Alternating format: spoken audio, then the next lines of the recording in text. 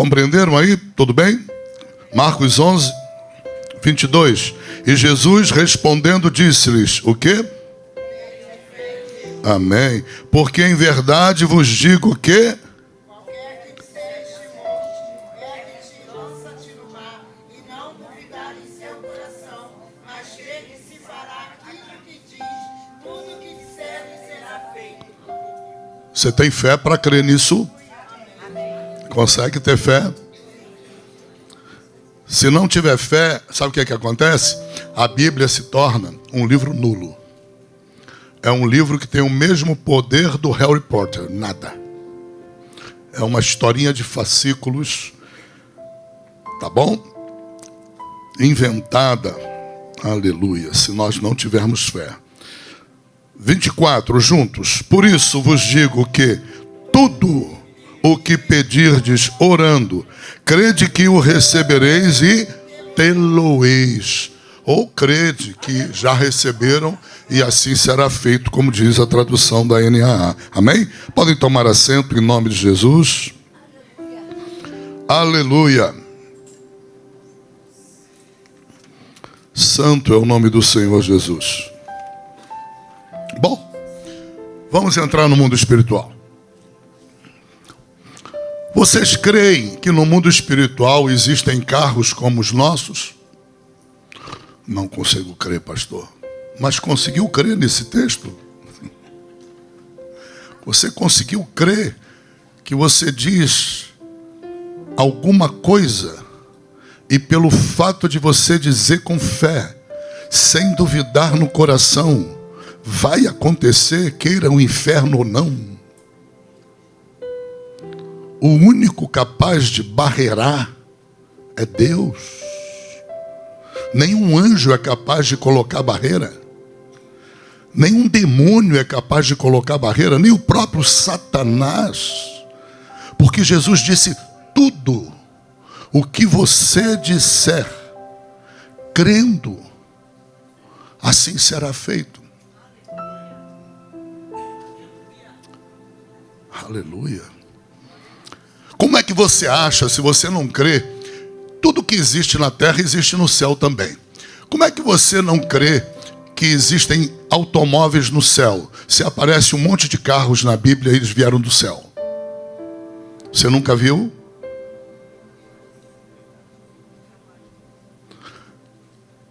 Quando Eliseu estava dormindo, Geazi saiu para fora do barracão e viu exércitos da Síria cercando a cidade de Dotã. E eram exércitos poderosos. Eram dos mais poderosos do mundo na época. Muito bem.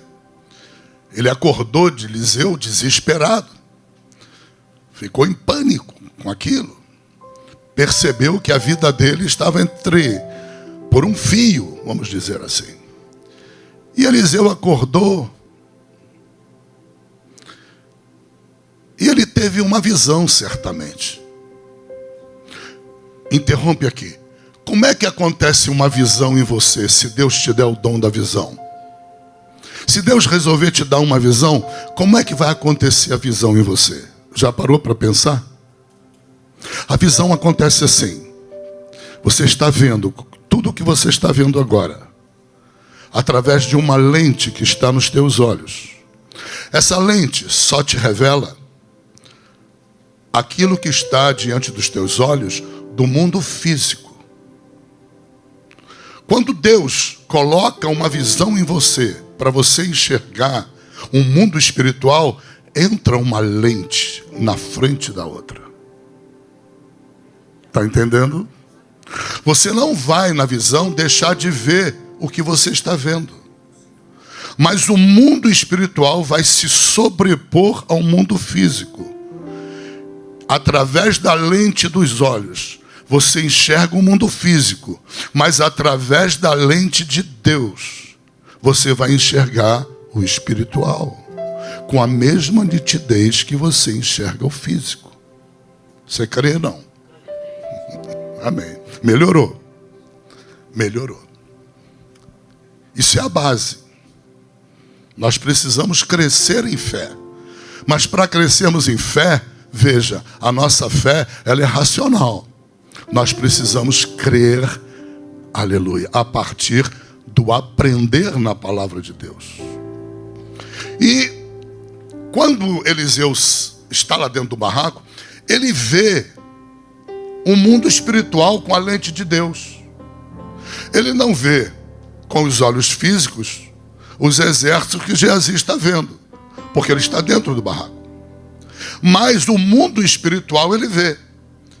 Então, antes que Geazi visse o mundo espiritual, Eliseu já tinha enxergado ao acordar.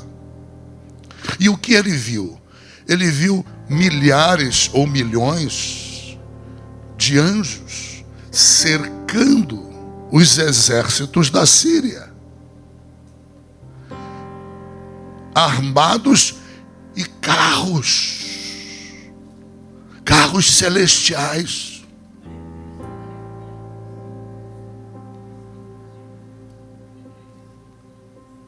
Esses soldados não foram numa concessionária da época para pegar carro emprestado. Os carros vieram do céu. E se tem carro é porque tem estrada. Senão, para que precisa de carro? Tem estrada. Como tem estrada na terra. Quando Eliseu chega do lado de fora, ele olha aquilo que Geazi estava vendo. Porque até ali ele não podia olhar, porque ele estava do lado de dentro do barraco. O barraco bloqueava a lente da carne, a lente dos olhos. Quando ele enxerga, ele diz assim: se preocupa não, Senhor, coloca a lente nele, dá ele a visão espiritual, abre os olhos espirituais dele. É isso que se chama abrir os olhos espirituais. E de repente os olhos dele abrem imediatamente. Deus atende na hora, em questão de segundo. Os olhos dele são abertos, ou seja, a lente espiritual entra nos olhos dele. E ele vê exatamente o que Eliseu está vendo. É assim que nasce a visão espiritual. Aleluia. E ele passou a crer porque viu. Ok? Mas você lembra de Elias? Elias também não foi arrebatado aos céus numa carruagem? Ninguém concordou comigo, porque não é verdade. Ele foi arrebatado num redemoinho. Mas para que a carruagem? É porque o redemoinho ia levantá-lo, elevá-lo até um certo ponto. Dali ele pegaria a carruagem. Tem fé para crer ou não? Senão não faz sentido a carruagem ali. Senão vira cena de Hollywood. Spielberg em ação. É só enganação. E Deus não engana ninguém. O enganador é o diabo, não é Deus. Se ele manda a carruagem, é porque tem uma necessidade. Não houve necessidade no início. Deus pegou o redemoinho e elevou-lo. E o elevou. Mas a carruagem foi. E com certeza não é Spielberg. E não é Spielberg. Não é Hollywood. Não é fraude. Não é enganação. Não é arte. É verdade. Ele entrou naquela carruagem. É preciso ter fé. Se não tiver fé, para que a Bíblia? Para que ser crente? Para quê? Vai para a escola de samba. Aproveita Marquês de Sapucaí, enquanto a carne está de pé. Será que no céu tem dinheiro? Com certeza tem. Como é que o senhor prova isso? Na Bíblia. Quando na Bíblia? Quando Jesus ouviu uma conversa estranha dos apóstolos, que vieram dizer para ele assim: Senhor, tem um cobrador de impostos aí, Ele está reclamando que nós não recolhemos impostos. Tá bom, dá a César o que é de César e a Deus o que é de Deus. Vai pescar. O primeiro peixe que tu encontrar, abre a boca dele e pega a moeda. Quem fez a moeda? Essa moeda veio de que fábrica de moedas? A moeda era uma fraude? Não. O fiscal conhecia a moeda. Se fosse uma fraude, ele saberia. Não era Spielberg. Não era cena de Hollywood. Não era fantasia. Era realidade. Ok? Jesus chamou a existência com a palavra da sua boca. Ele chamou a existência aquilo que não existia no físico, mas existia no espiritual. Entenda o seguinte: o mundo espiritual, ele prevalece sobre o mundo natural. Ele prevalece, ele é predominante. Ele interfere no mundo natural. Ele é solenemente um mundo que prepondera sobre o físico. Até porque ele é maior, ele é de uma outra dimensão. Agora eu vou repetir palavras de um pastor já falecido, não é? Ele escreveu um livro, lembram do livro dele, A Quarta Dimensão? Então, ele falou uma coisa que já era dita, mas não com essa terminologia. Já era ensinada, mas não com essa terminologia. Né? E ele partiu do seguinte raciocínio: nós, na Terra, vivemos num mundo de 3 dimensões. A dimensão da altura, da largura, da profundidade ou do comprimento. Né? Altura e profundidade é a mesma coisa. Largura e comprimento, 3 dimensões. O mundo físico está limitado às 3 dimensões. Aí ele vem e ensina: o mundo espiritual, que antecedeu o mundo físico, porque primeiro Deus criou os céus, depois a terra. Então, o mundo espiritual, ele prepondera porque ele é maior, ele abraça o mundo físico. O mundo físico é um quase nada comparado com o mundo espiritual. Ele torna-se mais importante, mais poderoso. Ele exerce influência total no mundo físico. Prepondera sobre o mundo físico e é capaz de interferir no mundo físico, na ordem física das 3 dimensões, que são inferiores à 4ª dimensão, que é a dimensão espiritual. É essa dimensão que nós vamos falar. Estamos falando há 3 anos aqui. 3 anos falando do mesmo assunto. Essa dimensão, daí para você ver, 3 anos, um único assunto dentro da Bíblia. Ela prepondera. É essa dimensão que nós precisamos invadi-la para conhecê-la. Por quê? Porque ela interfere no mundo físico. Ou, se isso não é verdade, o que você pensa então que é um milagre? O milagre é uma abrupta interferência da 4ª dimensão nas 3 primeiras. Do mundo espiritual no mundo físico. É isso que é um milagre. Porque é um mundo mais poderoso. Aleluia. Lembra que eu já preguei aqui inúmeras vezes, capítulo 1 de Efésios, versículo 3, que diz que nós já fomos abençoados com toda sorte de bênçãos espirituais. Ou seja, as bênçãos, antes de tornarem-se físicas, materiais, elas primeiro são geradas no mundo do espírito. todas as bênçãos, elas são geradas primeiro no mundo do Espírito, dentro do relacionamento de Deus com os cristãos.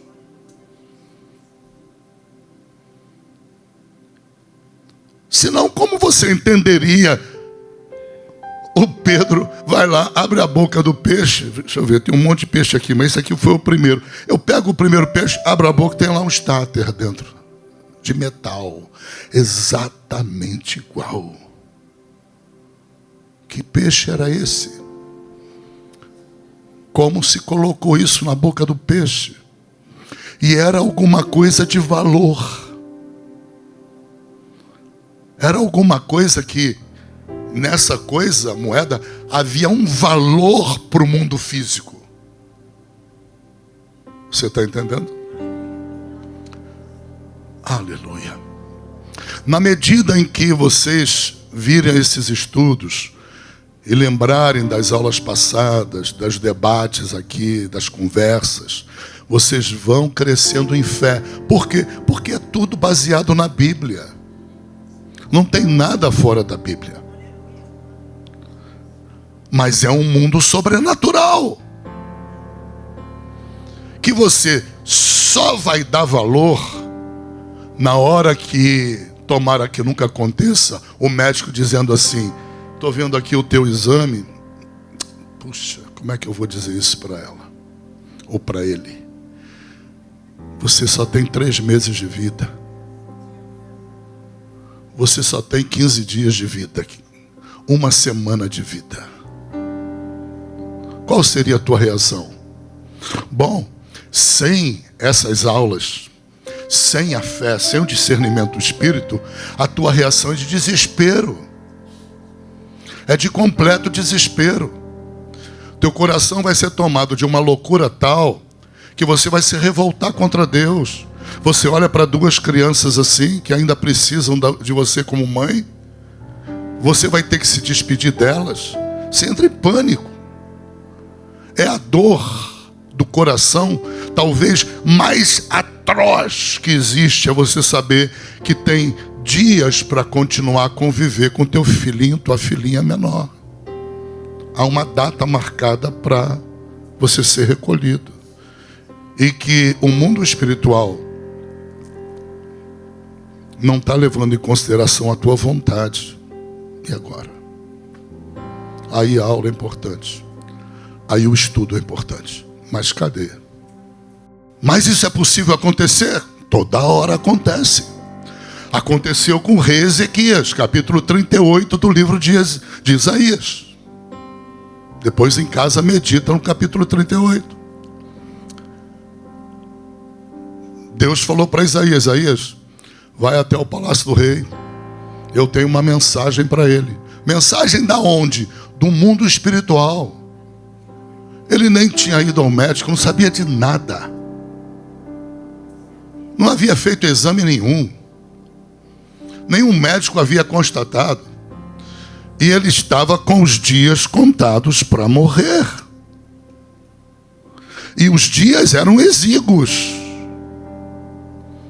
Deus precisava que ele tomasse consciência desse estudo que está na Bíblia. Era isso que Deus precisava que ele tomasse consciência. De que havia um mundo espiritual que se sobrepunha ao físico.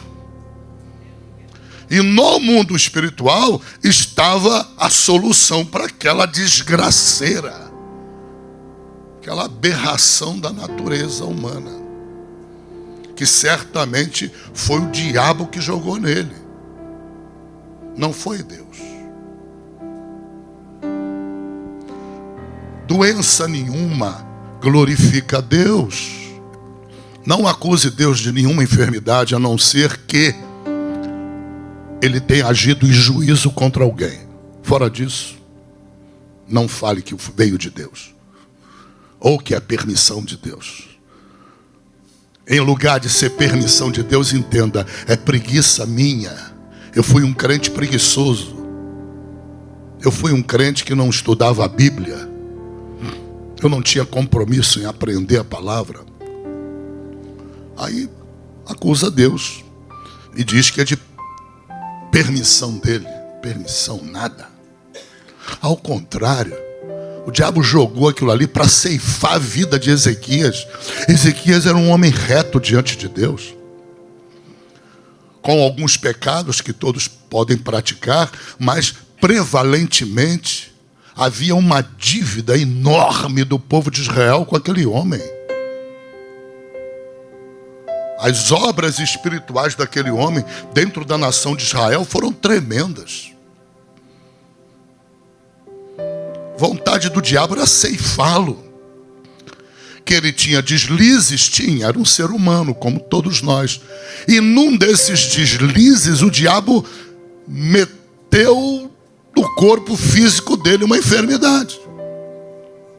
E Deus percebeu que ele não estava percebendo. E o diabo teve legalidade para isso, por quê? Porque ele desarrumou a casa espiritual dele. A casa espiritual dele estava desarrumada. Entenda em nome de Jesus Cristo. Ele estava à beira da morte. Deus viu que o médico não sabia, ele não sabia, ninguém sabia. A data da morte estava chegando. O tempo dele de morrer já estava determinado. Deus falou: eu tenho que interferir nisso. Mas como Deus vai interferir? Como é que Deus interfere na terra sem a permissão do homem? Não pode. Por quê? Porque ele entregou a terra para o homem. Está escrito na Bíblia. Deus deu a terra para o homem. E disse para o homem: tu é o administrador, governa ela, domina sobre as obras todas criadas. É tua. Eu só venho aqui para interferir se você me pedir. Então, para Deus interferir na terra, em qualquer situação, Deus precisa da permissão do homem. E como é que o homem dá permissão a Deus? Orando, pedindo, suplicando. Aí Deus interfere. Aleluia. Como é que o diabo consegue interferir na terra? Como é que o diabo conseguiu entrar na vida daquele rei? Porque ele estava em pecado. A casa espiritual dele estava desarrumada. Ele abriu brecha, o diabo entrou, aquela brecha deu legalidade ao diabo de ceifar a vida dele através da enfermidade. Dizer que a enfermidade é obra de Deus, entenda, salvo quando Deus age em juízo. Meu amigo, Jesus disse em Atos 10, 30 e 38, ele disse que ele andava por toda parte, fazendo bem às pessoas e curando todos os oprimidos de Deus. Porque tinha que ser, né? Se a enfermidade vem de Deus, então ele tinha que dizer todos os oprimidos de Deus. Não, ele diz todos os oprimidos do diabo e não de Deus. Então Jesus está chamando a enfermidade de opressão. Jesus entra na sinagoga, tem uma velhinha lá atrás que está encurvada, quase beijando e cheirando o chão. O diabo travou a coluna dela de tal maneira, desgastou cartilagem, desgastou tudo que podia desgastar. A velhinha estava emborcada e não conseguia mais voltar com a coluna. Ela não conseguia mais olhar para o céu, a não ser que ela deitasse de costas na terra. Não conseguia mais. Jesus subiu ao púlpito para pregar, e a primeira coisa que ele faz, ele olha para ela e diz: vem aqui na frente. Tocou nela. O príncipe da sinagoga ficou endemoniado de raiva. Porque ele amava mais o sábado do que os seres humanos. Assim são as pessoas religiosas. Entenda, Jesus nunca veio na terra para colocar religião alguma. Isso é loucura humana. Jesus veio à terra para trazer o reino de Deus na terra. Ele veio trazer reino, não religião. Entenda. E o que é o reino de Deus? É o poder de Deus. Ele disse, o meu reino não é deste mundo. Ele veio trazer a este mundo o reino. Aleluia. E ele veio em resposta à oração de muitos judeus que clamavam e esperavam pela vinda do Messias. E ele veio de forma extremamente legal pela porta. Qual é a porta de entrada? O ventre materno. Por isso que a atuação de Satanás e dos demônios, ela é totalmente ilegal na terra contra nós. Eles são usurpadores. Jesus veio pela porta. Ele tinha que vir como ser humano. Ele veio como homem, 100% homem, sem nunca deixar de ser Deus, 100% Deus. Entenda em nome de Jesus. Mas ele andou na terra como um homem, sentiu fome como um homem, sentiu sede como um homem, tinha necessidade humana. De tudo que você tem, ele tinha. Ele era 100% homem, ele não era 50% Deus, não. Ele era completamente humano. Então a entrada dele na terra foi legal.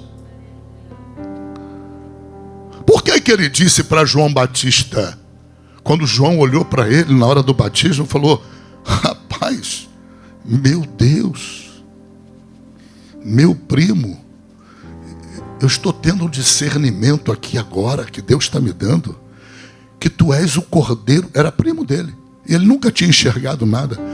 Tu és o cordeiro de Deus que tira o pecado do mundo, tu é o Messias. Tu vem a mim para ser batizado.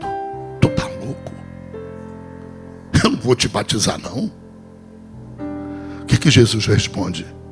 É necessário para que se cumpra toda a lei. Que conversa é essa? O que Jesus está querendo dizer? Por que é necessário? Responde essa pergunta. De rei para sumo sacerdote. Como fazer essa travessia? Porque ele era da tribo de Judá. A tribo de Judá era uma tribo de reis. Ele não poderia oferecer-se a si próprio no altar do holocausto, que era o Calvário, como oferta de sacrifício a Deus, sendo rei. Houve um rei que tentou fazer isso e Deus abominou ele.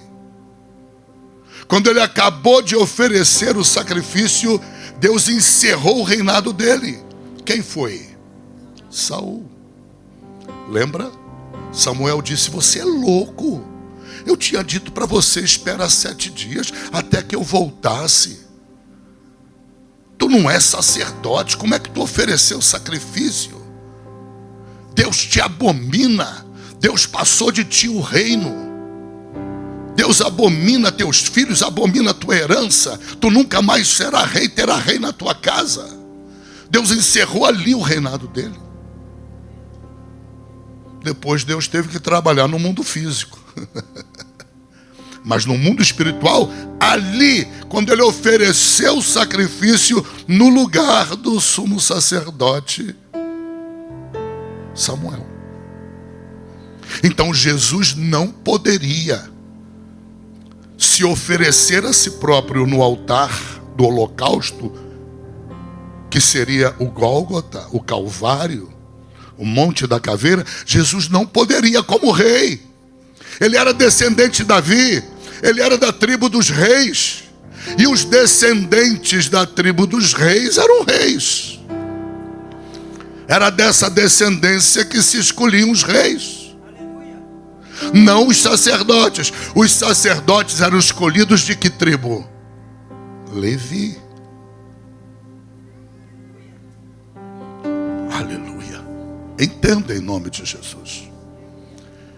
Quem era da tribo de Levi, cuja família era de sacerdotes? João Batista. Aonde é que o anjo Gabriel foi falar com o pai de João Batista sobre o cumprimento do sonho dele e de Isabel de ter um filho? No templo. A que horas? Na hora que ele estivesse fazendo o sacerdócio, cumprindo o sacerdócio. Ele recebeu ali o anjo Gabriel. E ele creu assim, meio barro, meio tijolo. Gabriel disse para ele: tu não vai mais falar até que a criança nasça. Aprenda a obedecer e a crer. Você está entendendo o mundo sobrenatural, o mundo espiritual, a quarta dimensão, a dimensão do espírito. Ela prepondera sobre a nossa, ela é anterior. Por isso é que Jesus disse: meu amigo, até aqui foi a tribo de Levi, tu é o último. Agora tu vai transmitir para mim. Tu vai me tornar sacerdote. Me batiza. Então o batismo de Jesus, entre outras finalidades, foi por essa finalidade, a necessidade de trânsito, de passagem, de travessia do sacerdócio da casa de Levi para ele que era da tribo de Judá. Se João não batizasse Jesus, Jesus não podia ir para o Gólgota. Se fosse, ele ia fazer sacrifício de tolo. Deus não receberia. Cuidado com Deus, porque Deus, ele anda dentro da lei dele, da legalidade dele. Ele não viola a lei dele nem por causa de Jesus. Jesus, se quiser morrer para salvar a humanidade, vai fazê-lo em obediência à lei de Deus. E Deus não revogará a lei. Por isso é que ele tinha que ser batizado. Entre outras finalidades, senão a pregação vai 2 horas só sobre isso. Entenda em nome de Jesus Cristo. Quando acaba o batismo, Jesus Cristo é rei e sacerdote. Ele está apto a subir o Calvário. Agora tem que haver uma outra preparação. Ele tem que cumprir o ministério dele, mas a aptidão dele para oferecer sacrifício foi no batismo das águas. Ali encerrou o sacerdócio de Levi. E o sacerdócio passou para ele. Por isso que o livro de Hebreus, o escritor, que ninguém sabe quem é, né? Mas é o Espírito Santo, o principal. O Espírito Santo diz no livro de Hebreus que Jesus é o nosso sumo sacerdote. Por isso Jesus, onde ele está, ele pode interceder por nós. Porque ele é sumo sacerdote. O papel do sumo sacerdote era esse: levar a Deus, através das suas orações, as necessidades dos santos. Dá para entender? No momento que ele é batizado, ele assume a função sacerdotal. Aquele sacerdócio do templo encerrou, sem nenhum deles ser avisado. Só quem soube era João Batista. Como soube? Jesus disse: é necessário que se cumpra toda a lei. Eu estou aqui para obedecer a lei de meu Pai. Eu não faço nada que desagrade a meu Pai. Eu não ando na ilegalidade. Tudo tudo que eu vou fazer dentro da lei e para cumprimento da lei de meu Pai. Você está entendendo? Aleluia. Aí a Bíblia diz: o Espírito de Deus veio sobre ele. Uau! Quando ele sai das águas, ele sai como sacerdote e rei. Ele sai das águas para executar o seu ministério, no poder do Espírito que se apossa dele. Ele é obrigado a andar como ser humano no poder do Espírito. Aleluia. Estou te dizendo isso para ampliar a lente de visão dos teus olhos, para ampliação da lente de visão da tua fé, porque Deus exige fé. Ele não pede, ele exige. Ele exige. Ele exigiu do rei Ezequias. Você pensa que Deus não podia ter curado Ezequias sem até não avisá-lo? Poderia. Deus é soberano. Mas Deus não viola a sua lei. Deus não entra na terra na ilegalidade. Ele não age na terra senão com a permissão do ser humano. Tinha que ter alguém para orar por Ezequias. Tinha que ter Ezequias orando por si próprio. Ou uma coisa ou outra. Ou há alguém para orar por você. Ou você tem que orar. Senão Deus não entra. Daí a necessidade de cobertura de oração. Está entendendo? Eu preciso te cobrir de oração.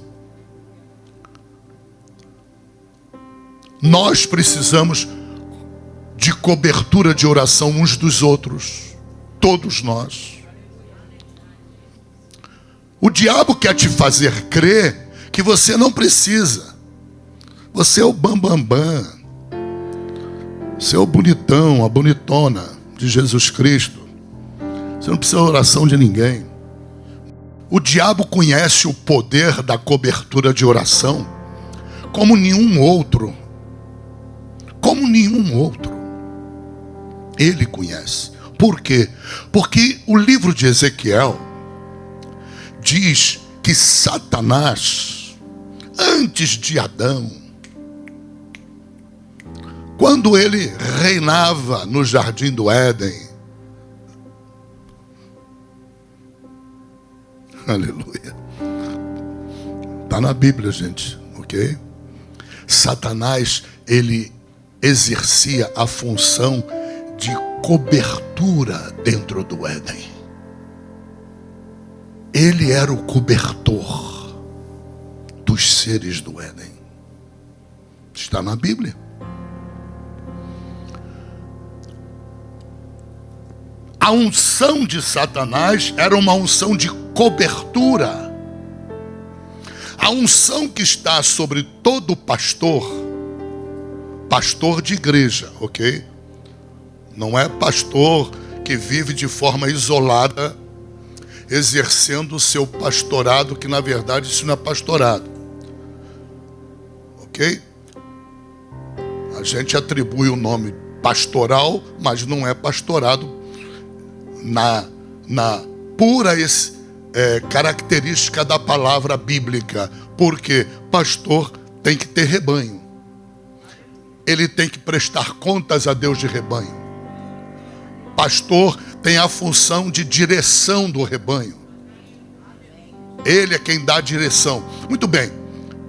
Entenda, o pastor, entre outras unções, ele, para ser um pastor de Deus e executar bem a sua tarefa, ele precisa de quê? A unção de cobertura.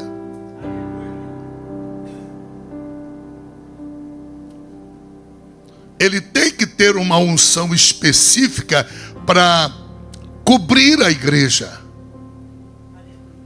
E essa cobertura, ela é poderosa ou não, ela funciona ou não, na medida em que ele tenha unção ou não tenha unção.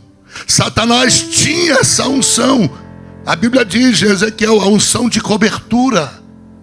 Ele cobria os seres. Então, mais do que qualquer outra pessoa ou ser, à exceção do próprio Deus, Satanás conhece a necessidade e o poder de uma oração de cobertura. Não recuse quando uma irmã de oração disser para você: eu vou te cobrir de oração. Não tira onda de super crente. Não tira onda de independentão, independentona. Não faça isso. É burrice espiritual. É ignorância espiritual. A cobertura de oração, ela é indispensável. Por que razão? Porque em certas ocasiões, se você não orar, alguém está te cobrindo. E aquele que está te cobrindo, é ele quem dá permissão a Deus, dá ordem a um anjo para tocar na tua vida com uma cura. Porque se você não estiver em oração, quem vai estender a mão é o teu cobertor, é outra pessoa. Pode ser tua mãe, pode ser o teu marido, a tua esposa, pode ser a vovó dentro de casa. Olha para Ana. A Ana ficou viúva cedo. E a Bíblia honra a Ana de tal maneira que diz para Ana, diz a respeito dela, que depois dela se tornar viúva, ela assumiu o ministério de cobertura espiritual. Como? A Bíblia diz que ela orava incessantemente, dia e noite. Que é isso? É unção de cobertura espiritual. Quem tem essa unção tem dificuldade até para dormir. Não tem paz para dormir se primeiro não cobrir alguém. O pastor de Deus, o homem que tem igreja para cuidar, ele não tem paz para dormir se ele não cobrir a igreja antes de dormir. E ele corre o risco de Deus liberar para Satanás atacá-lo com uma ansiedade, atacá-lo com alguma coisa, para que ele descubra no mundo espiritual aonde a casa dele está desarrumada. Era o caso de Ezequias. Havia alguma coisa na vida de Ezequias que estava desorganizada no mundo espiritual. Satanás entrou, ele teve legalidade e entrou naquela porta e jogou aquilo que ele é especialista em fazer, doença. E jogou uma doença poderosa, que já estava em fase terminal. Deus olhou para Ezequias. A Bíblia diz, a sorte de Ezequias é que a Bíblia diz que a misericórdia de Deus vai de uma eternidade a outra. Deus não diz, através da boca de Jeremias, que as misericórdias de Deus são a causa de nós não sermos consumidos? Ali se cumpriu. Pura misericórdia de Deus. Deus usou o profeta. Amós 3,7. Não farei nada na terra sem antes avisar os profetas.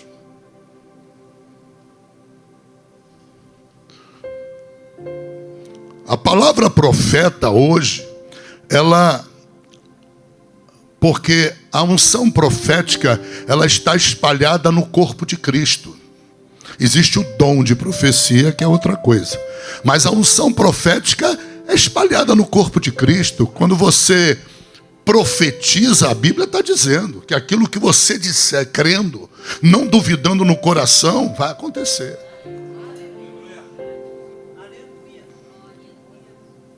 Você precisaria trabalhar muito menos para conseguir dinheiro do que você trabalha, crendo mais na palavra de Deus. Tem muita moeda de peixe. Tem muito dinheiro em boca de peixe. Que muitas vezes você está trabalhando, se matando. Deus olha e fala, meu Deus, meu filho. Não precisa trabalhar tanto assim. Aleluia. Existe um pregador, esqueci agora o nome dele. Ele disse que a avó dele ensinou a ele essa regra. Cuidado com aquilo que você pensa. Porque a Bíblia diz que você é exatamente o que você pensa. Cuidado com a tua imaginação. Porque até o que você imagina, crendo, sem duvidar no coração, vai acontecer. Tenha cuidado. Aí ele olhou e falou, descobri a fórmula de ser rico. E ele descobriu. E isto é uma fórmula bíblica. Se você souber agir no mundo espiritual, com certeza você trabalharia muito menos do que trabalha.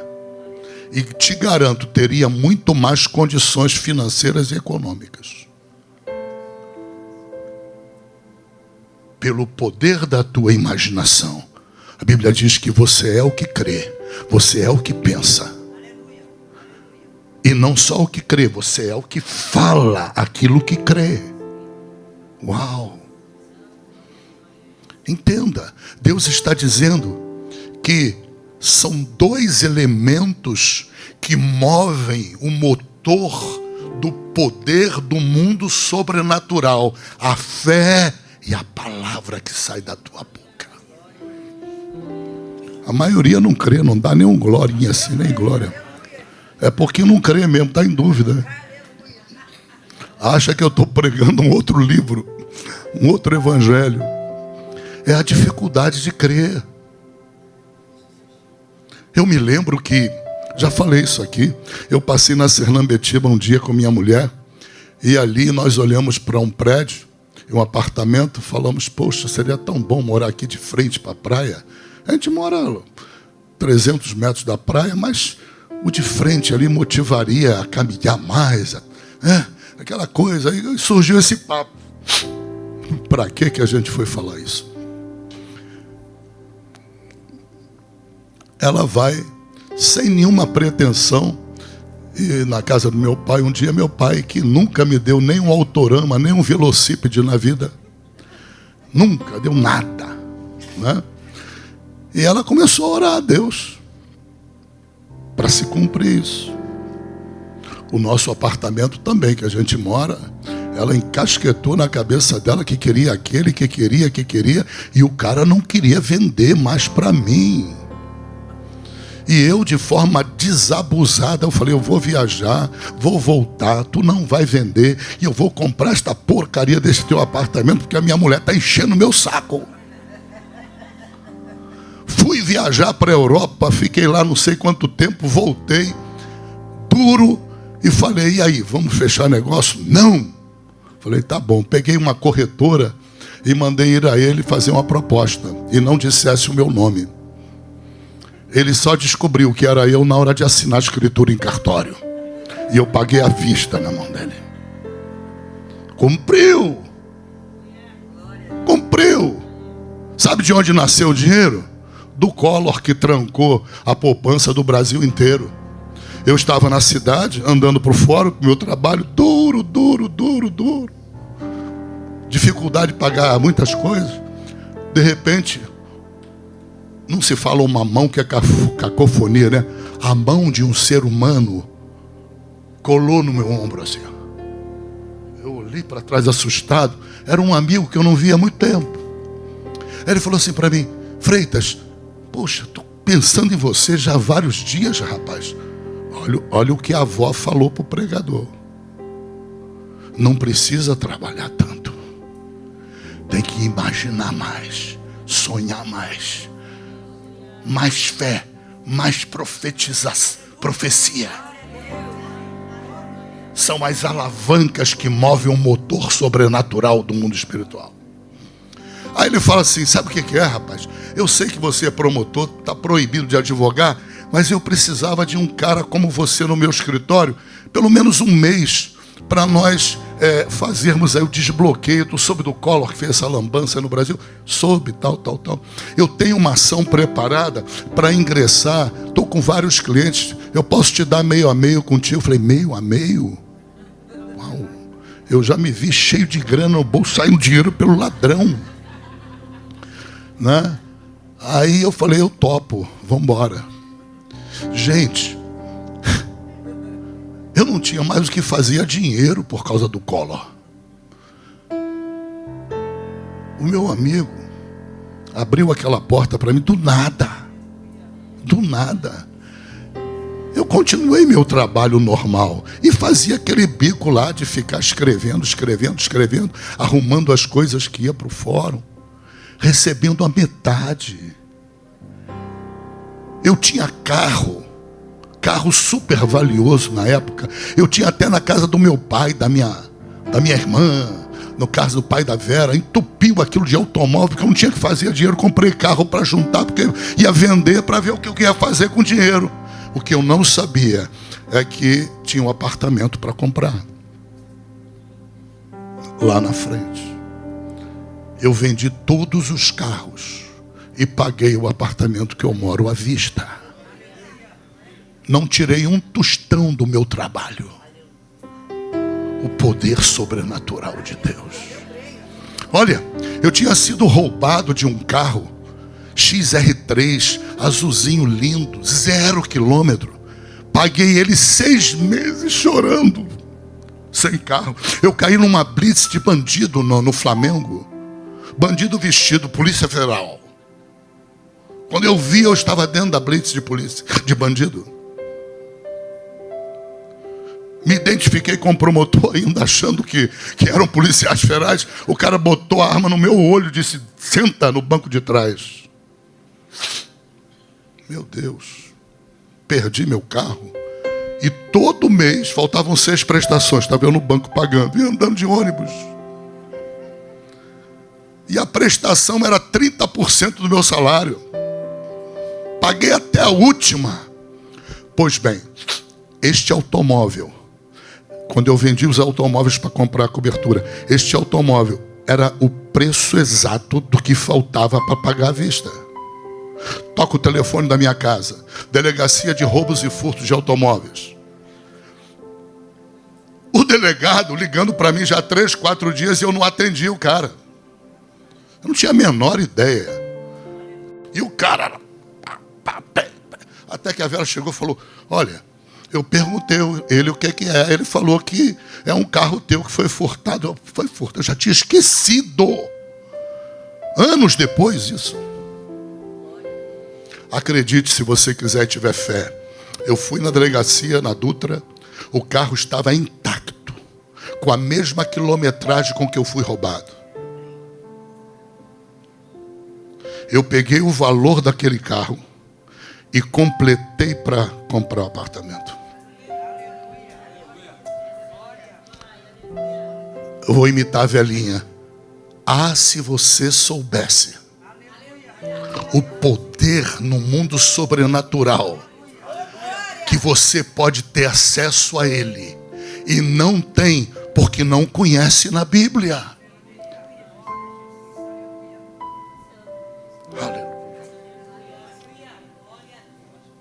A própria palavra de Deus diz: tudo aquilo que você falar, disser, vai se cumprir.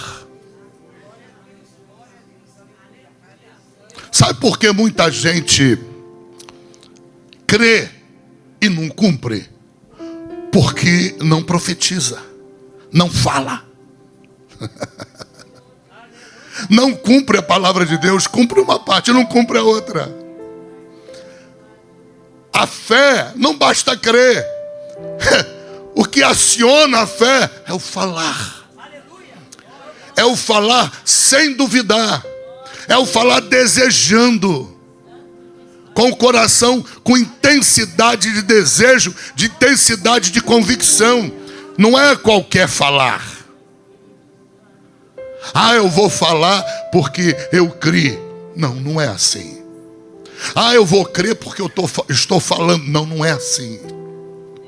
É diferente. É com essência. É igual a questão da oração. Não é qualquer oração que Deus quer que você ore para Ele. Não é para falar de qualquer maneira. Não é para ficar contando história da Bíblia para Deus. Isso é oração de doido. Entenda em nome de Jesus Cristo. Você tem que orar no padrão da oração do rei Ezequias. Chama Deus às contas. Senta com Deus na oração. Dobra o joelho para Deus. Imagina uma mesa de reunião em que Deus te põe de um lado da mesa e você vai prestar contas a Ele. Aí é oração. Aí é a oração que Deus quer ouvir. Agora não é oração: Deus, quando eu estou para morrer, Deus tem misericórdia. Isso não funciona. Deus está cansado de escutar choro na terra, de crianças despedindo-se da sua mãe no cemitério. Ele não vai ficar comovido com o choro daquele que estava desviado, fora da casa de Deus, ou brincando na casa de Deus. Não tinha tempo para Deus, trabalhava igual um cachorro. Aí descobriu uma enfermidade, agora eu vou orar, vou chorar, vou chorar. Deus vai ouvir meu choro, minha lágrima, não vai ouvir nada. Olha a oração do rei Ezequias como foi. Ele fala para Deus assim: agora, Senhor, agora. Ele controla a conversa. Examina o meu testemunho. Examina a minha fidelidade. Examina o tempo que eu sou fiel a Ti. Agora ora a oração do arrependido, sem noção, chorando para Deus. Ah, Senhor, desculpa, eu tô anos sem a Tua casa. Eu não aceito ser diácono. Quando eu sou diácono, só faço porcaria. Mas eu sei, Senhor, eu sei meus defeitos, tem misericórdia. Entenda. Há uma maneira de você virar uma situação desesperada. Há uma maneira de você destruir no mundo físico uma situação que te aguarda para o desespero. Há uma maneira. E você tem que descobrir na Bíblia a maneira. E eu estou tentando te passar a maneira. É você orar do modo certo. Vem comigo. Se passar da hora vocês vão me recriminar? Tomara que não. Olha aqui. Deus é amor. É amor ou não é amor? É amor. Você ama teu esposo? Ama. Você ama tua esposa? Ama. Você ama tua filha? Teu filho? Ama. Então você sabe o que é amor. Quem sabe o que é amor, não tem desculpa. Só tem desculpa para Deus quem não sabe o que é amar. Há pessoas que não sabem o que é amar. Há pessoas que nunca tiveram um pai para amar, uma mãe para amar, nunca foram amadas por um homem ou por uma mulher. Há pessoas, não são poucas. Há pessoas que dizem: eu não sei o que é amar. Eu já conversei com pessoas que quando eu toquei na palavra amor, a pessoa disse: o que é isso? Eu não tenho a mínima ideia. Mas vocês não estão entre essas pessoas. Vocês sabem o que é amar. Então, se vocês sabem o que é amar, vejam, vocês não têm desculpa diante de Deus. Porque a Bíblia diz que Deus é amor. E quem ama quer estar junto. Deus é Pai. Malaquias, no livro de Malaquias, Deus diz assim: se eu sou Pai, onde está a minha honra?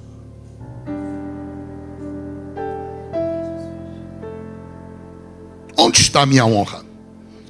Quem ama quer estar junto. Deus quer estar junto de você, porque Ele te ama. Ele é amor. Jesus disse para o jovem rico: bom mestre. Ô rapaz, bom é o Pai. O Pai é amor.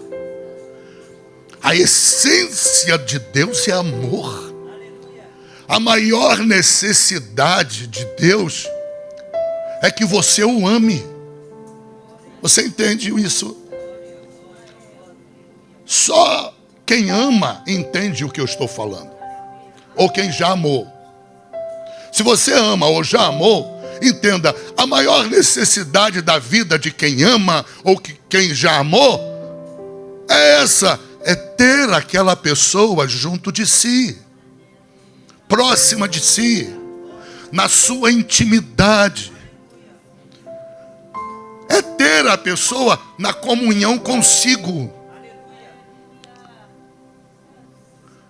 Mais do que qualquer ser humano na terra, porque Deus é amor, essa é a maior necessidade do coração de Deus. E você não tem ideia como ofende a Deus você ir orar com má vontade. Porque para Deus, a hora da oração é a hora do encontro com Ele. Por isso eu sempre oriento as pessoas: olha, a oração compartilhada, ela é boa.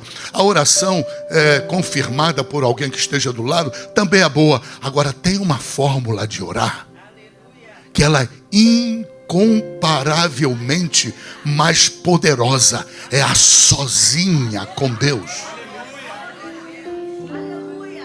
Sozinho com Deus.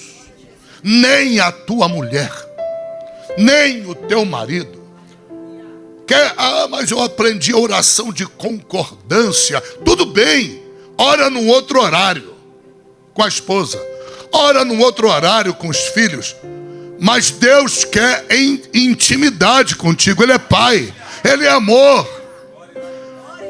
E se você não satisfizer o coração de Deus, prepare-se para Deus não ouvir tuas orações. Se você frustrar a Deus, o Deus de amor, que quer a tua companhia, Ele quer ouvir tua voz. Ele não quer ouvir a tua voz no meio de um alvoroço, não.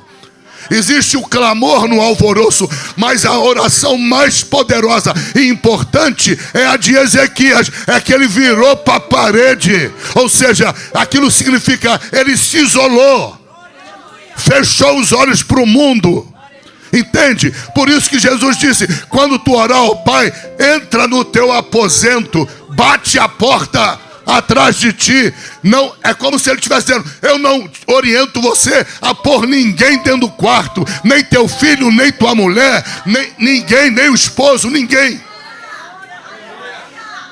É a tua hora com Deus, é a hora de Deus com você. Por que Ele tem essa necessidade? Cara, entenda, Ele é amor. É da essência dele amar. Não há como você possa alegrá-lo sem você saciar essa necessidade dele. Não há.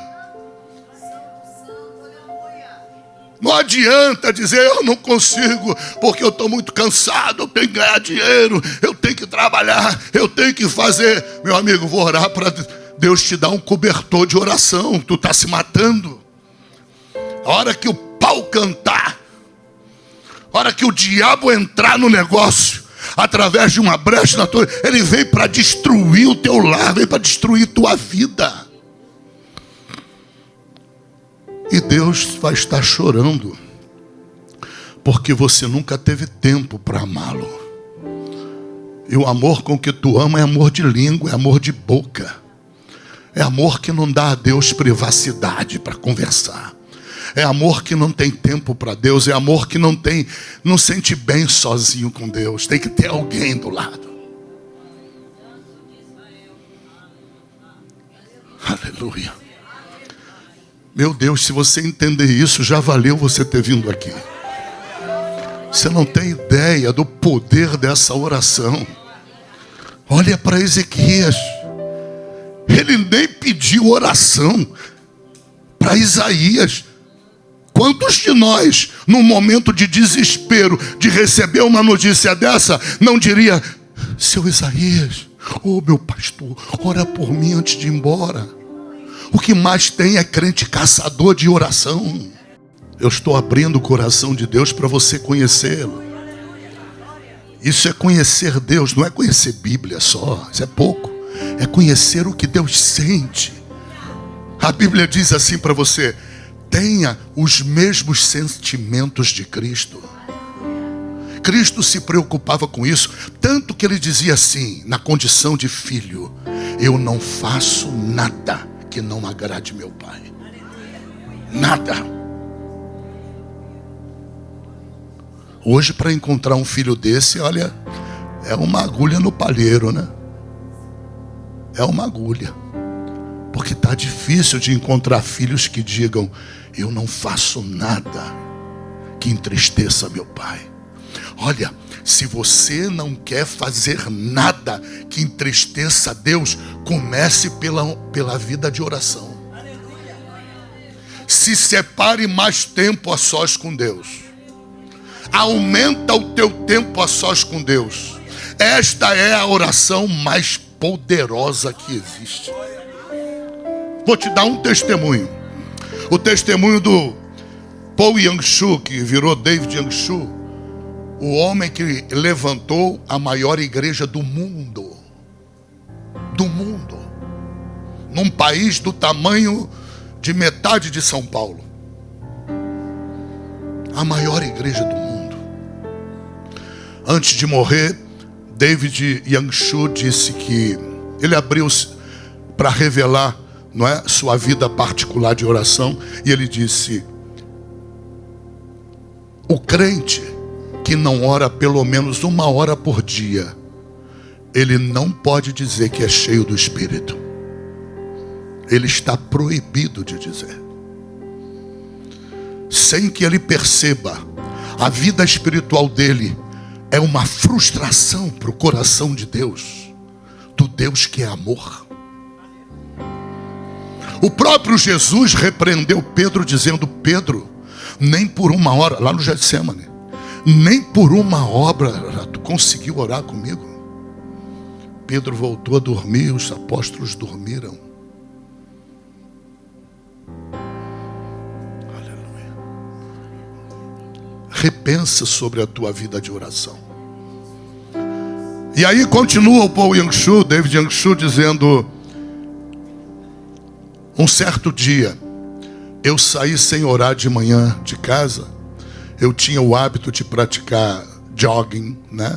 Essas corridas no meio da cidade. E para minha surpresa, no meio de uma corrida eu tive um apagão. Eu caí no chão deitado, com dificuldade de respirar, e fiquei entre a vida e a morte. Ali eu pedi socorro a Deus. E a minha vida de oração ultrapassou a 1 hora por dia.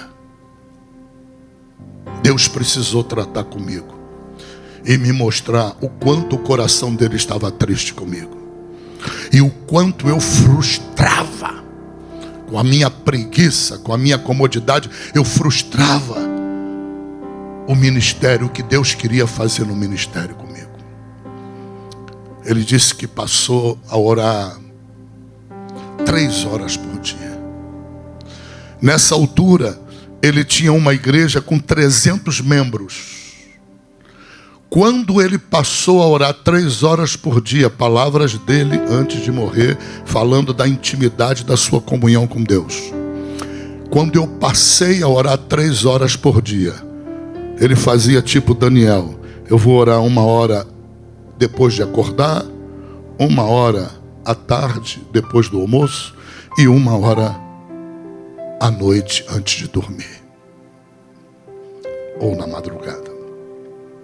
Quando ele passou a orar a oração da intimidade, sozinho, 3 horas por dia, a igreja dele deu um salto de 300 pessoas para mais de 1 milhão.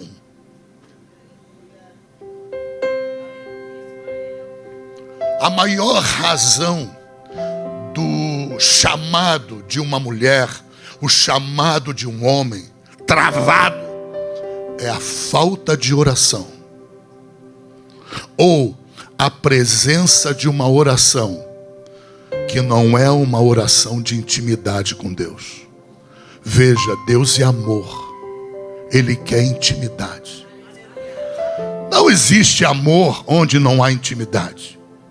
Não existe. Não existe amor onde um dos dois não quer a companhia ou não tem prazer na companhia. Pessoa que diz, eu vou orar, mas eu fico enfastiado de orar. Não aguento ficar muito tempo orando.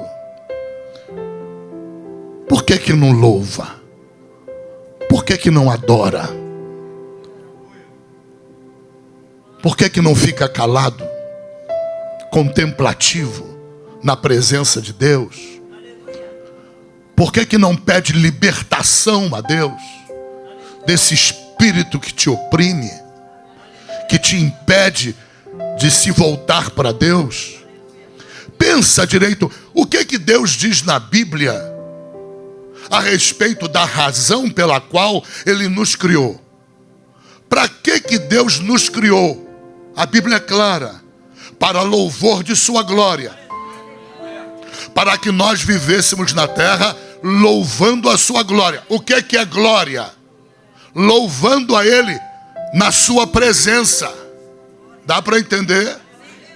A oração, o que é? Ela é um ato de intimidade com Deus. Você vai conversar com Deus, você vai louvar a Deus, cantar cânticos espirituais para Deus, você vai adorar a Deus, você vai entregar a Deus o que você tem de melhor, que é a tua atenção. Ele quer ouvir tua voz.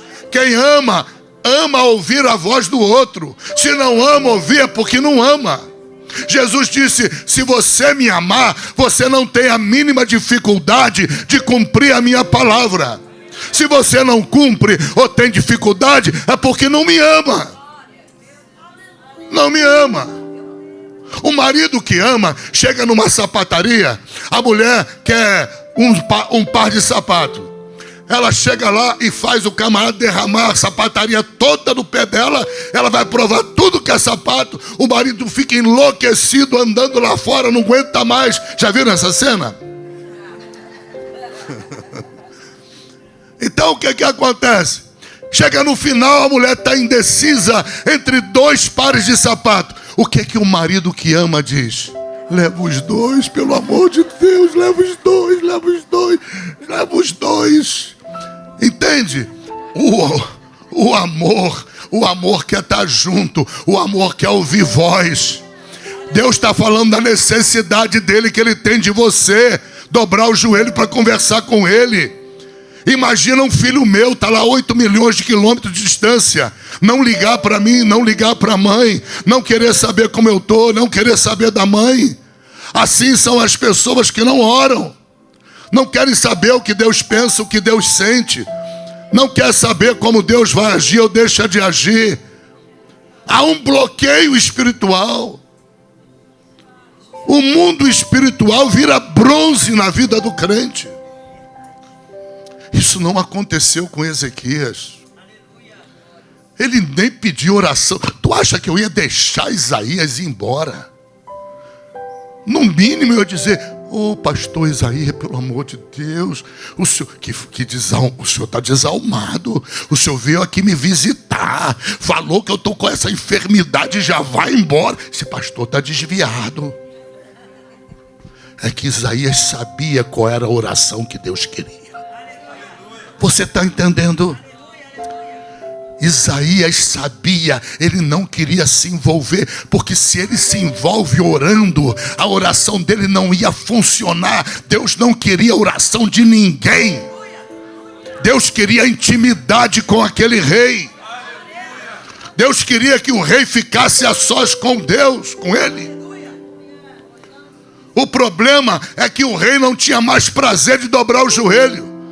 O problema é que o rei, de tanto rei, tanta pagelança, tanta bajulação, tanta coisa, ele não sentia mais necessidade de Deus. O diabo entrou, deu legalidade, abriu a brecha, o diabo entrou e lançou nele um cativeiro, uma prisão. Data marcada para morrer. Aí ele vai se consertar. E para ele se consertar, bastou orar. Entendeu o poder dessa oração? Uma oração simples. Medita naquela oração. É uma oração que não bajula Deus. É uma oração de prestação de contas. Senhor, olha no teu livro aí, Senhor. Olha as obras que eu fiz. Olha quem eu sou. Olha o que eu faço. Olha o quanto eu amo o teu povo. Olha isso, olha aquilo. Olha, ele está prestando contas a Deus. Será que é porque Deus se esqueceu de tudo que ele fez? Não, Deus não se esqueceu do que ele fez. Não se esqueceu. Deus queria apenas a companhia dele. Que ele não dava mais direito a Deus de intimidade. Ele não tinha mais tempo para Deus. Tudo que Deus queria era o aconchego do seu coração, com a proximidade dele de novo. Você vê que não era uma oração complicada. Não houve ali uma confissão de um enorme pecado que foi brecha de Satanás, para Satanás operar. Não havia nada disso. O problema foi falta de intimidade, falta de prazer com Deus. Cuidado para Deus não achar que você não tem prazer de ter comunhão com Ele. Cuidado, porque quem ama quer comunhão. Cuidado, não por causa de Deus, mas por causa do diabo, porque o diabo vai te acusar. Ele vai te acusar de você abrir uma pecha, que você deu legalidade. Ele vai te lançar a enfermidade, e a enfermidade para morrer. Não vai ter médico para curar. A enfermidade dele não tinha médico para curar. Ele estava com data marcada para morrer.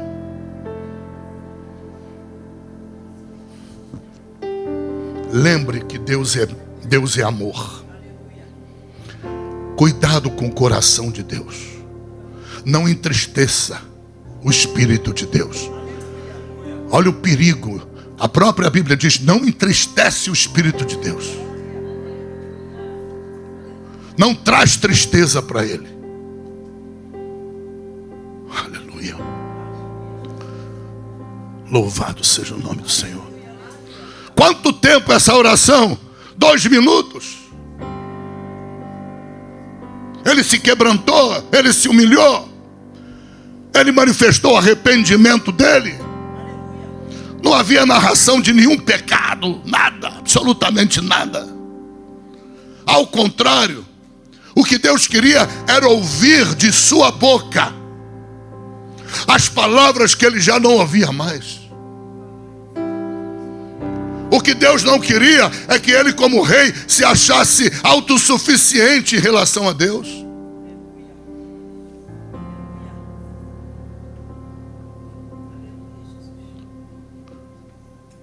Cuidado, porque o coração de Deus entristecido, o diabo vai saber. Não faz corpo mole para orar, não faz. Não tem tempo para orar, faz tempo nascer.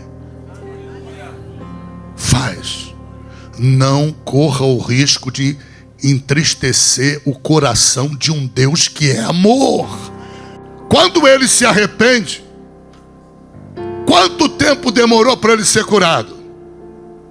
Foi na hora. Foi na hora. Entendeu o mundo espiritual? O mundo espiritual, já viu aqueles bonequinhos pendurados na mão, pendurados por um fio? Os bonequinhos ficam sendo balançados. Aquilo ali é simbologia clara do que o mundo espiritual faz com o nosso mundo físico. O mundo espiritual interfere no mundo natural. Se você descobrir as maneiras pelas quais você pode interferir no mundo do espírito, você pode fazer o que você quiser no mundo físico. Tudo o que você quiser. Por isso é que Jesus diz: tudo que você fala, crendo, não duvidando no coração, vai acontecer.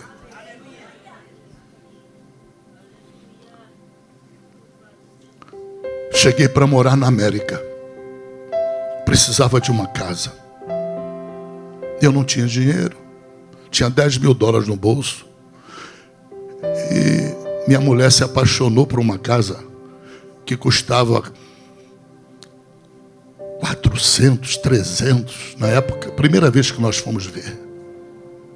Não tinha como. Falei: Vera, não tem chance. Não é para nós.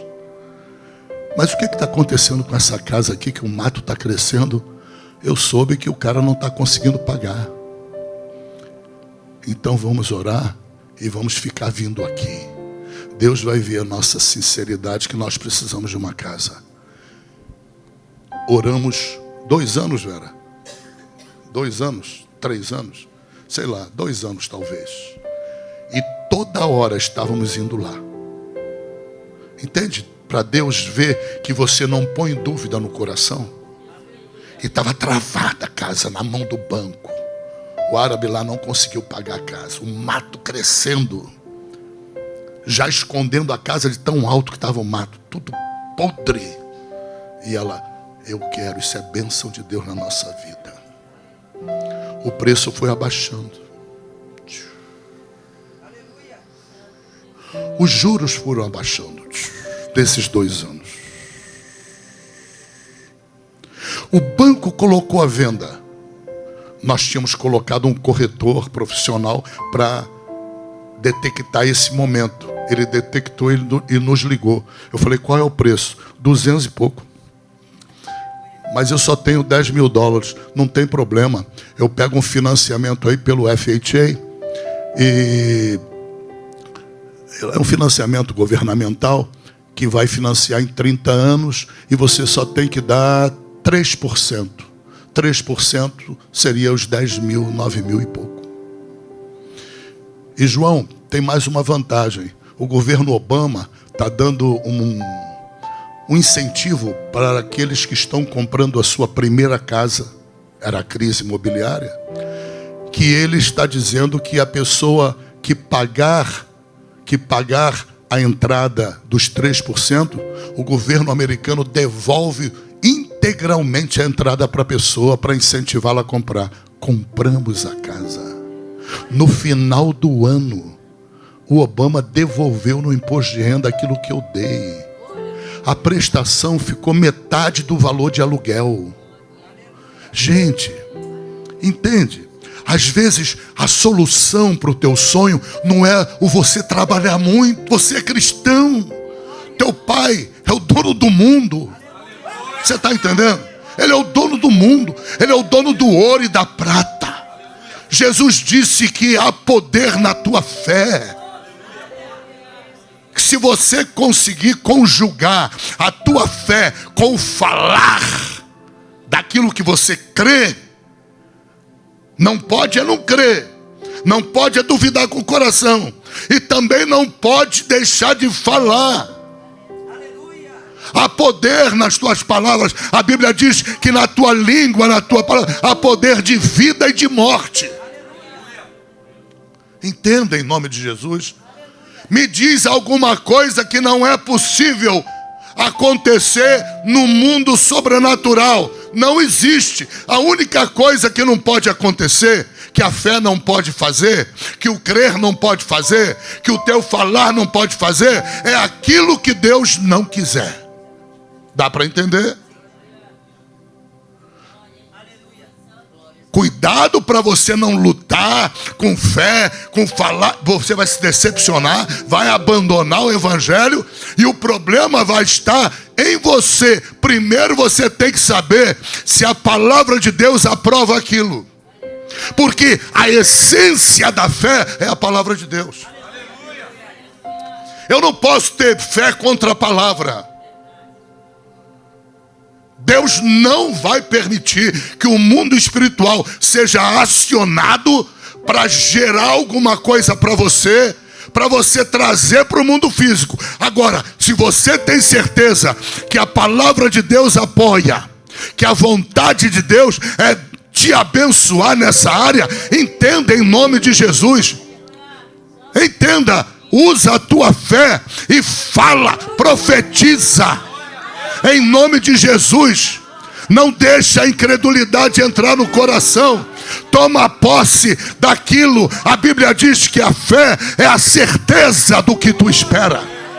É a prova, é o título, é a evidência, é o título de propriedade daquilo que você quer ter.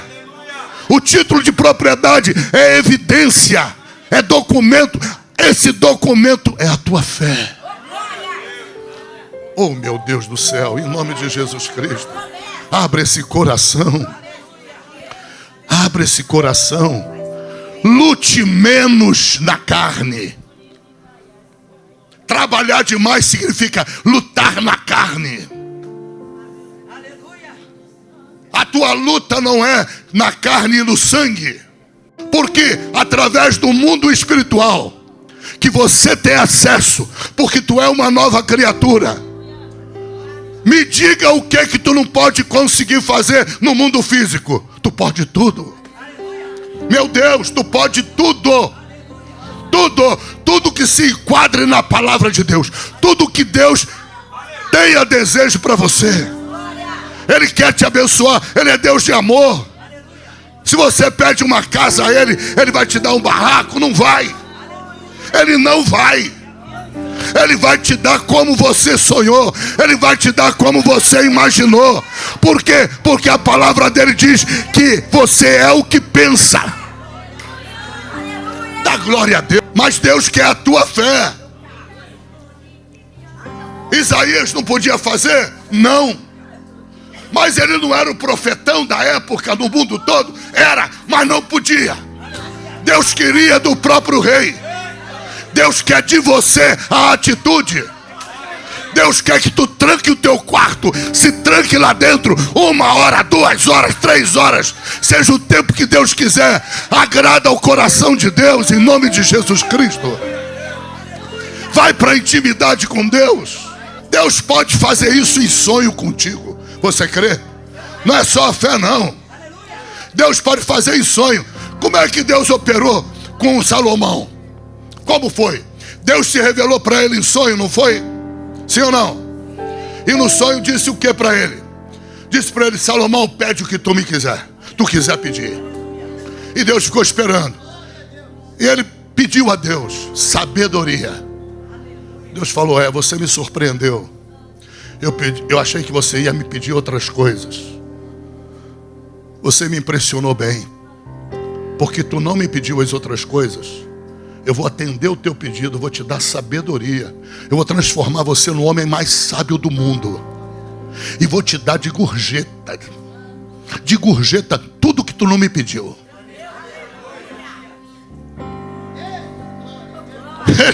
Ele estava dormindo, diz a Bíblia. Ele acordou cheio de sabedoria. Ele acordou, era o homem mais sábio do mundo. Dá para enxergar a Bíblia? Dá para receber a revelação de Deus? Quando ele acordou, ele era uma nova criatura. Entende? A Bíblia diz em Tiago: aquele que é falto de sabedoria, peça a Deus, mas peça sem duvidar, porque aquele que duvida é igual a onda do mar, só faz espuma. É só aparência. O crente incrédulo, que é um absurdo a expressão, né? O cristão incrédulo, esse cristão, entenda, ele é só espuma. É só para o visual, para ver espuma, mais nada. Não pode duvidar. Não deixe o teu coração duvidar. O que Deus não pode criar no mundo físico?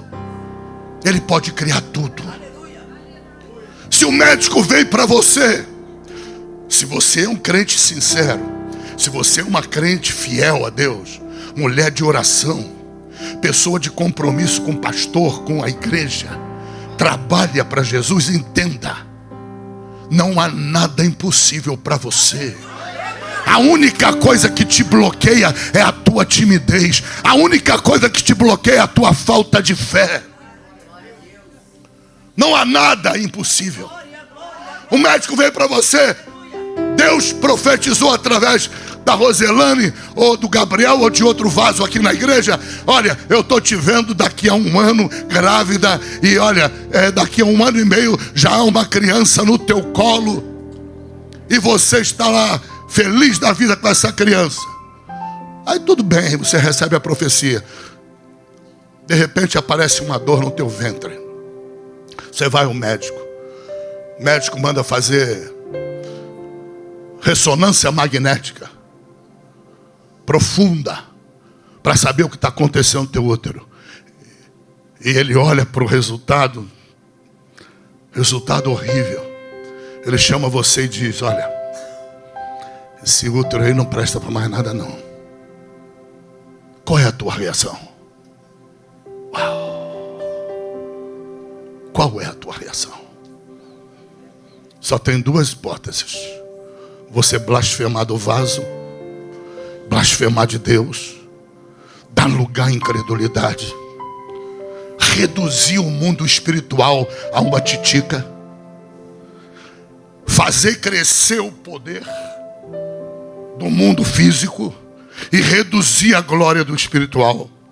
Anula a profecia, blasfema do vaso de Deus, nega, dá lugar à incredulidade, e aí vai se cumprir o que o médico disse.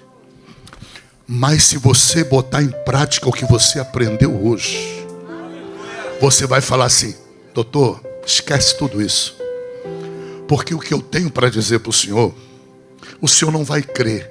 Mas mesmo o senhor não crendo, sendo um incrédulo, e eu lhe respeito como médico, porque é o campo de visão que o senhor vive, deixa eu lhe dizer, eu tenho uma promessa de Deus na minha vida. Esse útero aqui, ele pode até estar estragado, mas Deus bota um novo. O senhor crê, doutor? O senhor crê que no céu tem carro?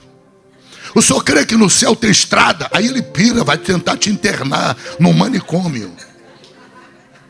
Por quê? Porque a Bíblia, ela é loucura para este mundo. O crente espiritual, ele é um louco para este mundo. Entenda.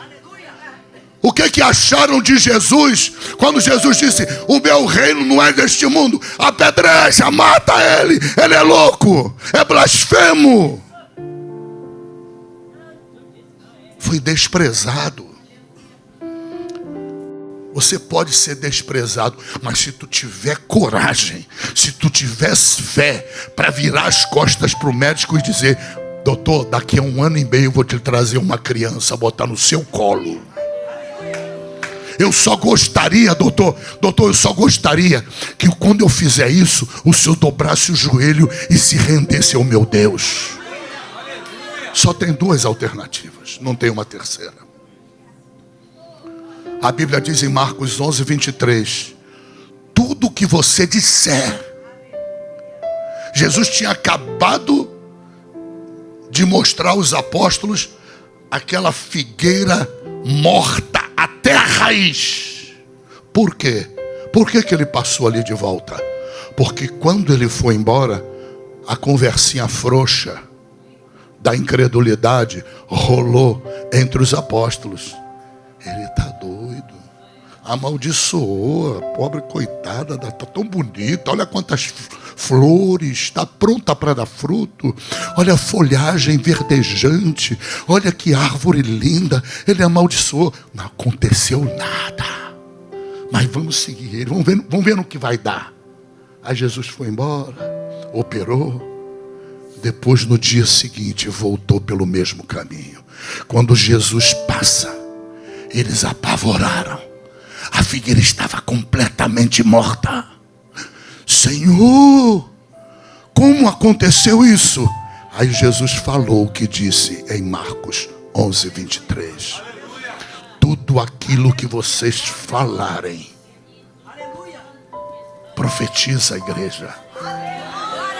Aprende a profetizar na tua vida.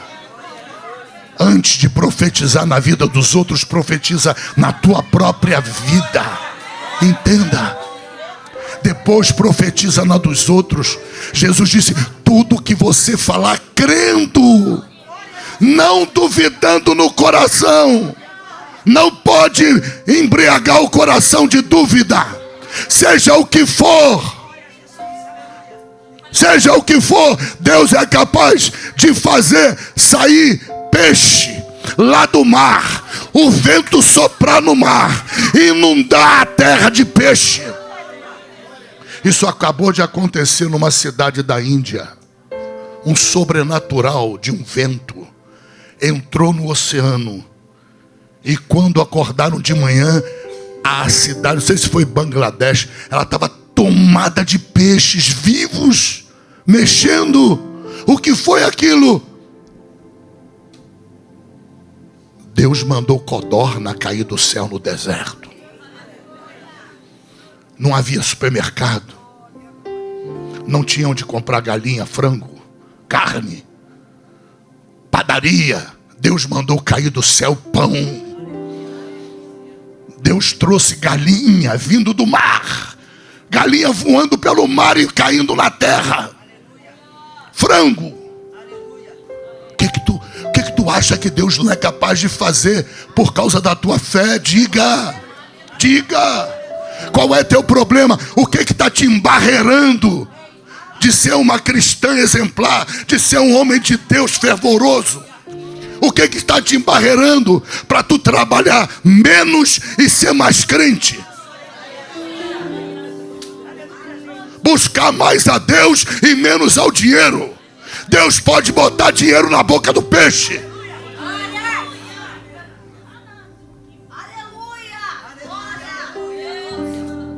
A maior casa da moeda do universo, entenda, a maior casa da moeda está no mundo sobrenatural, à tua disposição.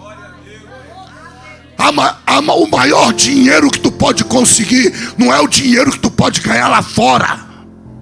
Ponha isso na cabeça. O dinheiro que tu vai ganhar lá fora, esse não é o maior dinheiro que Deus quer na tua vida. Deus quer que você creia que o maior dinheiro vem pelas oportunidades que Deus vai te dar, pelas oportunidades que Ele vai criar.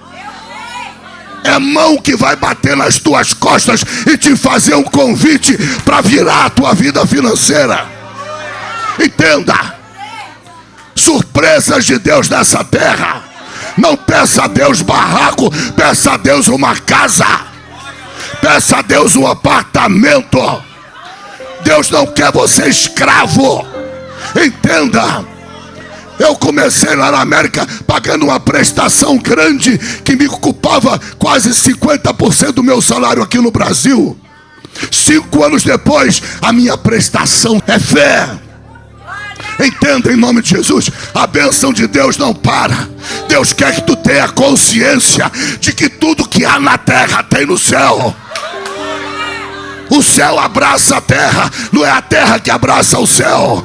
É o céu que interfere na terra, não é a terra que interfere no céu. Entenda, em nome de Jesus Cristo. Deus quer mais comunhão, porque Ele é um Deus de amor. Ele é o Todo-Poderoso. Me diz, pensa, o que é que Ele não é capaz de fazer por você?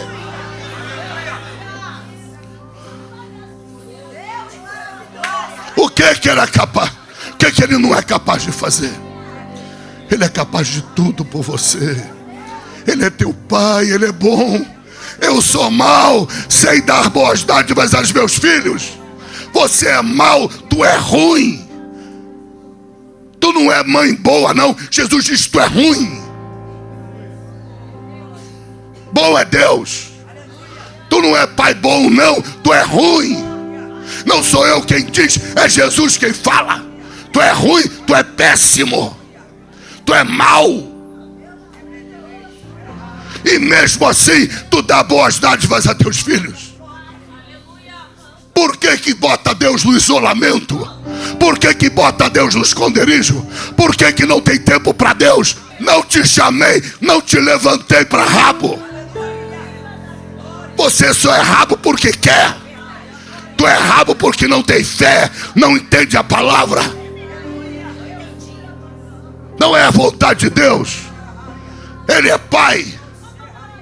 Eu odeio a ideia de ver um filho meu passando necessidade. Eu desespero e eu sou ruim. Eu sou mau. Eu fico em parafuso, desesperado. Se eu souber, sou capaz de tudo.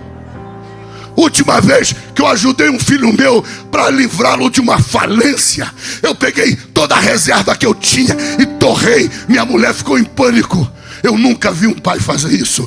Eu fiz porque eu amo e eu sou ruim. Cuidado comigo. Eu sou ruim, eu sou mau. Torrou tudo com alegria, porque eu estava salvando o filho. Meu Deus, Deus é todo poderoso. Ele diz para você: fala, fala, profetiza. Pede, pede e dá-se-vos-á. Buscai e achareis. Batei e abri-se-vos-á. Pede, fala, declara, crê. Crê no meu poder. Crê no poder do mundo sobrenatural. Eu tenho poder sobre o mundo natural. Só não me pede para violar minha vontade. Só não me pede para transgredir minha palavra. Me pede, fala, profetiza, declara. Muda a tua fórmula de orar. Sai da religião, sai da religiosidade. Deus não te quer rabo de ninguém. Deus não te quer rabo servindo a ninguém.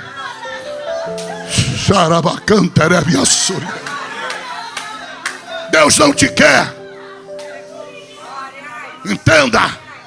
Se mantém firme na tua fé, porque há um tempo para todas as coisas. Às vezes você tem que orar durante alguns anos para Deus liberar a situação que é o teu sonho. Às vezes você tem que orar apenas como rei, alguns minutos. Depende da situação.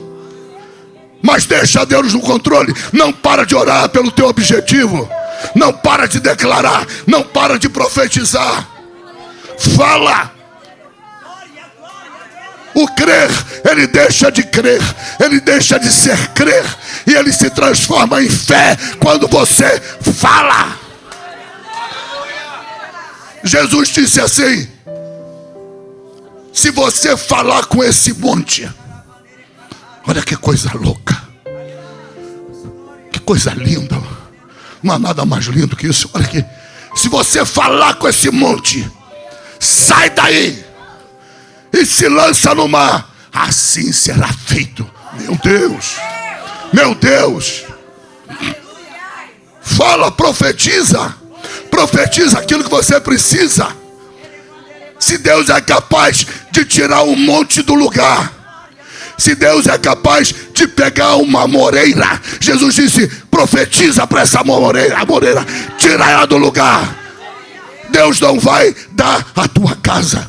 Deus não vai te dar um emprego que vai te fazer ter uma vida tranquila, honrada, em que você possa ser um ser humano abençoado, experimentando o melhor dessa terra. Deus quer. Deus quer. É da vontade dele. Ah, é teologia da prosperidade? Não. Não.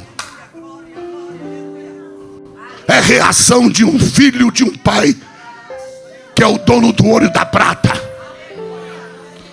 É reação de um filho de um pai que é o dono do mundo. Todo mundo foi feito por ele. Tudo é para ele. E sem ele, nada do que foi feito se fez, diz a Bíblia. É tudo dele. Ele não está tirando de ninguém, porque é dele. Aleluia.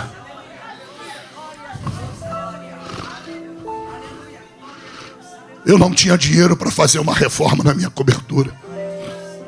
Ficamos orando, eu e Vera. O apartamento que nós compramos era 70 metros quadrados. E tinha um andar de cima enorme, monstruoso, que era do condomínio. Eu pedi a Deus: Senhor, me tira daqui para comprar um lugar maior. Deus tinha acabado de me dar a assembleia para dirigir do outro lado. Deus: não, vai sair daí não. Sabe o que Deus fez, gente? Deus botou lá, ou permitiu o demônio, não sei qual é o procedimento dele, botar um defeito no prédio, que os moradores entraram em pânico. A grana que ia gastar lá em cima da minha casa e da casa do lado.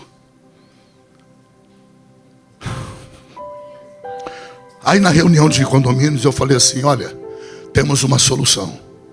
Eu e o morador do lado oferecemos para vocês o seguinte: coloque essa bomba na nossa mão e nos dá o direito de uso de todo esse espaço aí. Eles aprovaram. Meu apartamento hoje tem 220 metros quadrados. Você está entendendo? Não gastei nada. Sabe por quê? Eu tinha uma graninha aí aplicada num investimento. Peguei aquela grana e compramos um barracozinho de madeira. E eu botei em cima do meu quarto, da sala, botei quartos ali em cima. Madeira, baratinho aquilo. Essa madeira aí, ó. Custa nada isso. Ocupei a área. Documentei e registrei no RGI. O outro do lado fez a mesma coisa. Hoje nós dois temos concreto, tudo. No tempo próprio que Deus me deu grana, eu botei tudo em concreto em cima. O preço do apartamento fez assim. O que Deus não faz por você? Deus não tem filho especial. Entenda, Ele não tem. Ele não tem. Tem que pôr em prática a Bíblia. Tem que pôr em prática o teu sonho. Tem que pôr em prática. Você tem meios na Bíblia de interferir a partir do mundo sobrenatural, a partir do mundo espiritual, para interferir no físico.